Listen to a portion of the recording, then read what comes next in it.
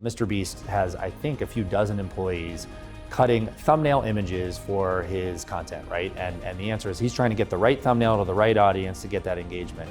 I think long term, that's probably an AI tool set.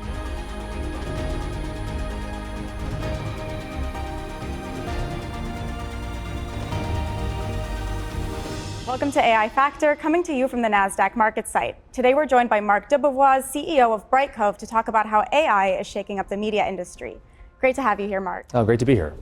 You've been in the media industry for a long time. How have you seen artificial intelligence change the way things operate?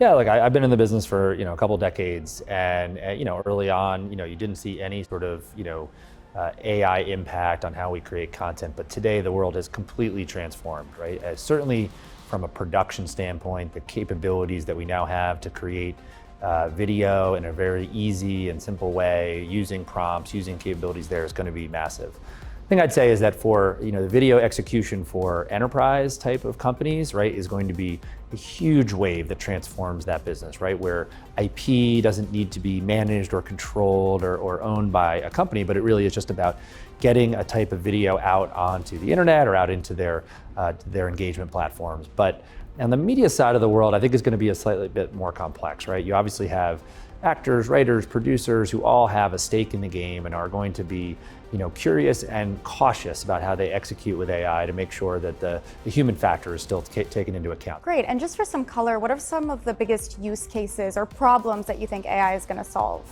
Yeah, so first of all, we launched our AI suite at Brightcove. We're a streaming technology platform that helps drive engagement. We really thought about how do people need to use let's say tools to help drive both revenue or engagement, or how to help them save time and money, right? And so I really do see those tools as probably focusing on that time and money area first, and then driving into how can they help drive engagement. So you think of it as, let's say you have a long form asset, right? A 22-minute episode of a show, a 15-minute video you've recorded for your employees, whatever it might be.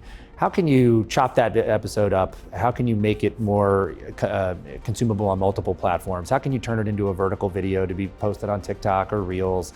How can you translate that into multiple languages very quickly? So AI is really going to aid in how you take existing long form content and so let's say multiply it into multiple forms and formats and transform it into multiple forms and formats and languages and areas like that. So one of the things we launched was a universal translator, which helps you translate into 100 languages in an automated way, or a content multiplier, which we launched, which helps folks take that long form asset and automatically having AI determine where those chapters are, where the highlights are, where the opportunity is to drive a shorter form asset that can be used on multiple platforms. And ultimately you'll say, well, that's a time saver for an editor and really creates efficiency. So that's one benefit, but the other is that you now have more assets to use to help drive audience, help drive engagement, help drive real impact, for your business. Right, in terms of timeline, where do you see that shift going from efficiency and productivity gains to actually adding something more? Yeah, so I feel like we're definitely in that productivity gains area already, right? And so while we're launching pilots with our customers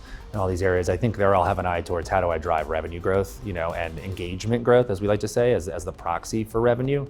And I think you're going to see that soon in sort of like that capability of repurposing assets.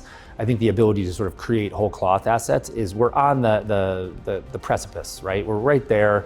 You can start an engine and type in text to video and create something, but is it right for your business? Is it right for your, for your audience? Is it right for there? I think we're still seeing that evolve. So I'd say probably in the next 12 to 24 months, you're going to see that wave really happen. Right, and so can you talk to me a little bit more about how Brightcove has incorporated AI into its everyday practices? Yeah, so we run a video engagement platform, right? It's the smartest, fastest, most trusted technology on the engagement side in the world that is anchored in video and in streaming video.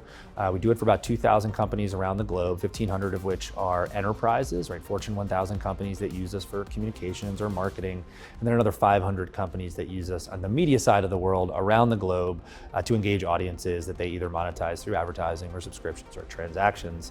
What we launched was an AI suite that we felt could help both of our end market constituencies, right? Both enterprises and media companies in 4 areas: content creation, content management, content optimization, like engagement, and then what we call cost to quality, right? Like, can you dial the quality a little bit to save money in a big way that most people can't really see as you deliver, that video or that content over the internet?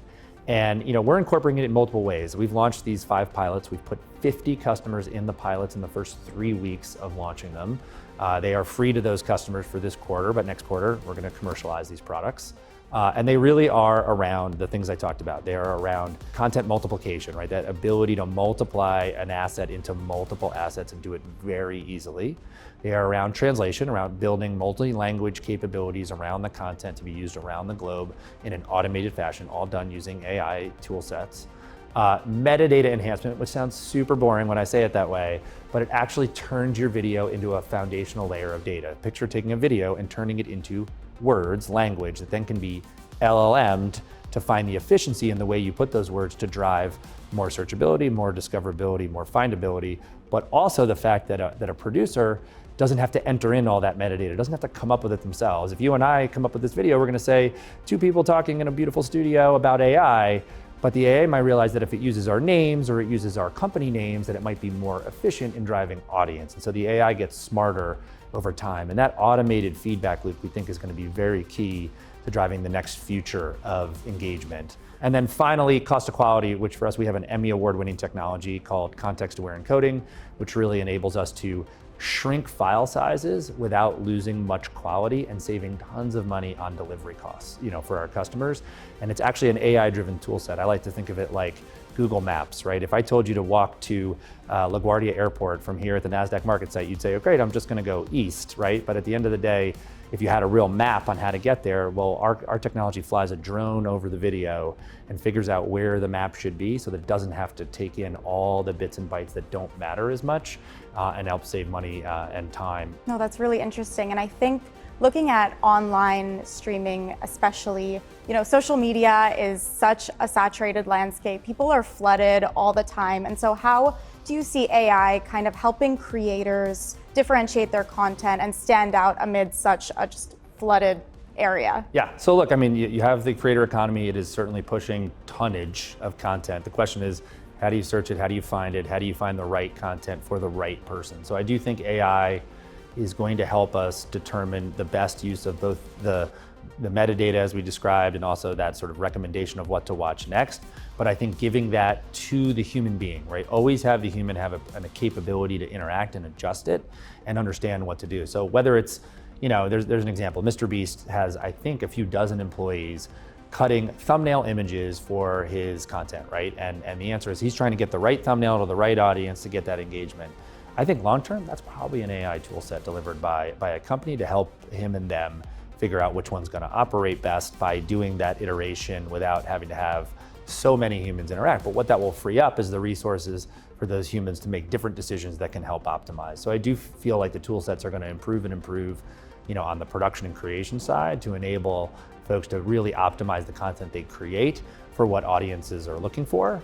I don't think it'll ever take out the creativity of people coming up with new and inventive things from a content perspective. And I do believe humans are the only way to create that in a really robust way, over the long term. And so where do you see AI heading in the next few years, and how do you envision that changing the work that you do? Yeah, look, if I could predict the next few years ahead of time, we'd all be a lot better off. I have some ideas. I think we believe it's going to accelerate. We certainly believe that the LLM will not be the only engine or gas or electricity fuel of choice, right? We think there are other ways. You can already see it, sort of the semantic reading of a video. You can already see the imagery reading of video. It's not always being turned straight into language. So I think that evolution from language to beyond language will be very, very interesting over the next few years. The second thing I see is the path to actually looking at the results and automating that loop. I think right now what we have is a lot of put something in, get something out, right? Like give a prompt, get a result. For us, put in long form video, get lots of short form videos, right? That's great.